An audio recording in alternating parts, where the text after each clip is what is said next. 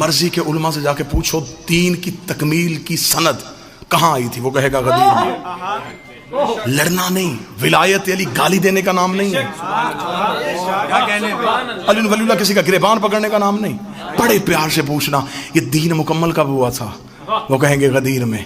پھر مولوی صاحب کے سامنے ہاتھ جوڑ کے پوچھنا کہ جس علی ولی اللہ کے بغیر اللہ نبی کا دین مکمل نہیں کرتا، ہماری عبادت قبول کر لیتا؟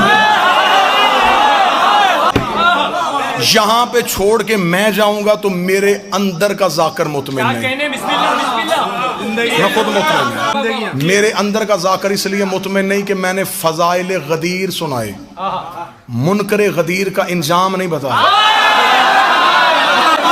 فضائل تو سب مان جائیں گے، گفتگو آج یا کل یوٹیوب پہ چلے جائے گی، ہر بندہ کہے گا ٹھیک ہے فضائل پڑھے تھے، آؤ آؤ آؤ میں تمہیں علی چھوڑنے کا انجام دکھاؤں، ٹھیک ہے؟ بڑی جلدی میں، بڑی جلدی آخری قصیدہ آئے انجام دیکھیں۔ ہو گئی بیعت، وہاں بھی ایک نے انکار کیا۔ آرام سے سن لیجئے گا، میری توقع سے زیادہ داد آپ دے چکے۔ یہاں پھر ایک نے انکار۔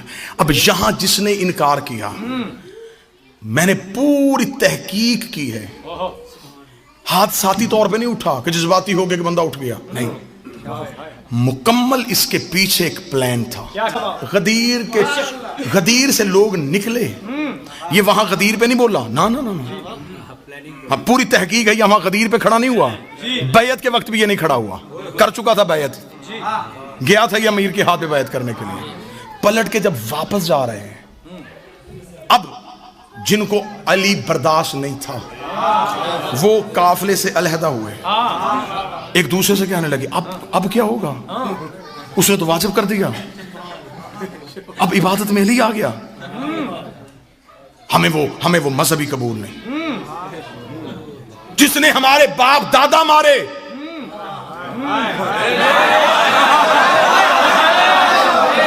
اسے عبادت میں لے آئے۔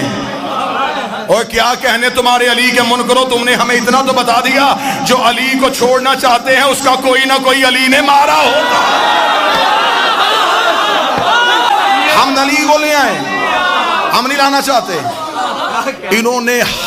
انہوں نے فہر قبیلہ کا ایک شخص چنا، حارث اس کا نام تھا، انہوں نے اس کا انتخاب کیا، اس سے کہا کہ دیکھ سن، ہم سارے تیرے ساتھ ہیں، کام کرنا ہے تو نے ایک، تو جا رسول کے پاس، بالکل کھڑا ہو پہلو میں کھڑا ہو کے کہے کہ میں علی کی ولایت کو نہیں مانتا۔ رسول کہے گا کیوں نہیں مانتا؟ وہ تو کہنا کہ اگر علی واجب ہے، اللہ سے کہ آسمان سے پتھر بھیج۔ سننا سننا سننا، اس نے کہا تو پھر اگر آ گیا، انہوں نے کہا ہم گارنٹی دیتے ہیں عذاب نہیں آنا۔ نا نا نا بات بالکل تاریخی بتانے لگا، ہم ضمانت دیتے نہیں آئے گا۔ انہوں نے کہا کیسے نہیں آئے گا؟ اس نے کہا ہم مکہ میں نبی کے ساتھ ہیں، مکہ سے ہم نے دور دیکھا ہے، مکہ میں ایک بہت بڑا سردار تھا ابو جہل، اس نے نبی سے کہا تھا کہ میں تیرے اللہ کو نہیں مانتا، اگر ہم کافر اتنے برے ہیں تو اللہ سے کہ آسمان سے پتھر نازل کر کے ہمیں مار۔ نبی نے منہ آسمان کی طرف کر کے میرے اللہ یہ عذاب مانگ رہا ہے، فرما ان کان لیعذبہم وانت فیہم، میں وہاں عذاب بھیجوں جہاں تو رہتا ہو۔ اور ساری زندگی ابو جہل اسی اکڑ میں رہا کہ اس نے عذاب کیوں نہیں بھیجا، نبی بار بار کہتا رہا بھیج دے، فرمایا اس ایک ابو جہل کے لیے محبت کا پیمانہ بدل دوں، معیار محبت تبدیل کر دوں، تجھے رحمت للعالمین بنا کے بھیجوں، پھر عذاب بھی بھیج دوں، بھونکنے دے اسے، چھوڑتا ہے مجھے چھوڑنے دے، مجھے اس جیسے چاہیے بھی نہیں، میں محبت کا پیمانہ نہیں بدلوں گا۔ ابو جہل عذاب مانگتا رہا، اس نے نہیں بھیجا، اور اس نے قانون بنا دیا ہے جہاں محمد ہو وہاں عذاب نہیں آتا۔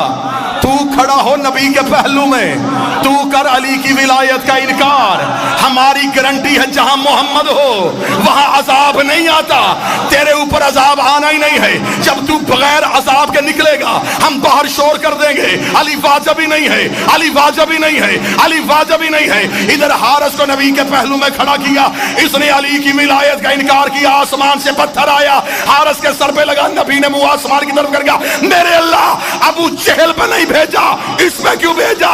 فرمایا وہ لا الہ کا منکر تھا، یہ علی عذاب جو ہم نے کافروں کے لیے تیار کر کے رکھا تھا۔ آج کوئی مولوی جرأت تو کرے کہ حارث کو کسی گناہ کی وجہ سے عذاب آیا ہے، تو میں تمہارے سامنے نبی کی حدیث رکھوں گا کہ وقوف عرفات کرو تو پچھلے معاف ہو جاتے ہیں۔ پچھلے تو رہے ہی کوئی نہیں۔ اس نے کہ آخری راز زیادہ سے زیادہ 3 نہیں تو 4 منٹ اور آپ کو سلام، زندگی باقی، ملاقات باقی۔ یہ جو حارث کے سر پہ پتھر لگا، زمین سے ابھر کے لگا، ہوا سے اڑتا اڑتا آ گیا، نبی نے اٹھا کے مارا، کہاں سے آیا تھا؟ عرش سے۔ عرش پہ پتھر کا کیا کام؟ آسمان سے پتھر کہاں سے؟ پتھر کا تعلق ہے جمادات سے، جمادات زمین کا حصہ ہے، آسمان پہ تو پتھر ہے ہی نہیں، کہاں سے آیا؟ آپ قرآن کی دہلیز پہ چلیں، میں نے قرآن سے پوچھا تو بتا یہ پتھر کہاں سے آیا تھا؟ قرآن کی دھیمے لہجے میں بات آئی، الم تر کیف فعل ربک باصحاب الفیل، تمہیں یاد ہے ہم نے ہاتھی والوں کے ساتھ کیا سلوک کیا تھا؟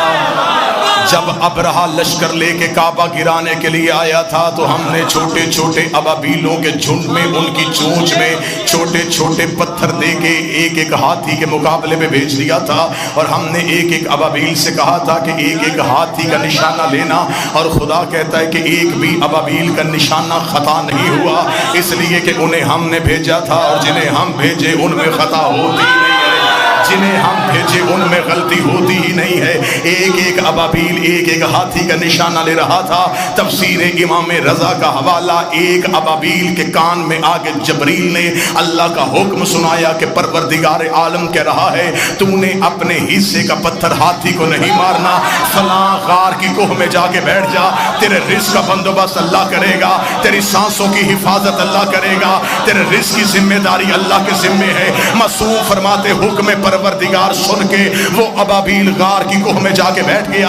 معصوم فرماتے جیسے اللہ نے اصحاب کہف کو زندہ رکھا تھا ویسے ہی اللہ نے اس پرندے کو زندہ رکھا، وہ اپنی چونچ میں پتھر لے کے وہیں بیٹھا، اگلی وحی کا انتظار کرتا رہا۔ اس کا رزق اللہ کے ذمے، اس کی سانسیں اللہ کے ذمے، اس کی زندگی اللہ کے ذمے۔ وہ آنکھیں کھول کے دیکھ رہا تھا، یا 3 مہینوں میں بدلے، مہینے سالوں میں بدلے۔ غدیر کا چوک آیا، علی کا منکر اٹھا، جبریل نے آ کے ابابیل سے کہا خدا کہہ رہا اپنے حصے کا پتھر نکال، حارث کے سر پہ مار۔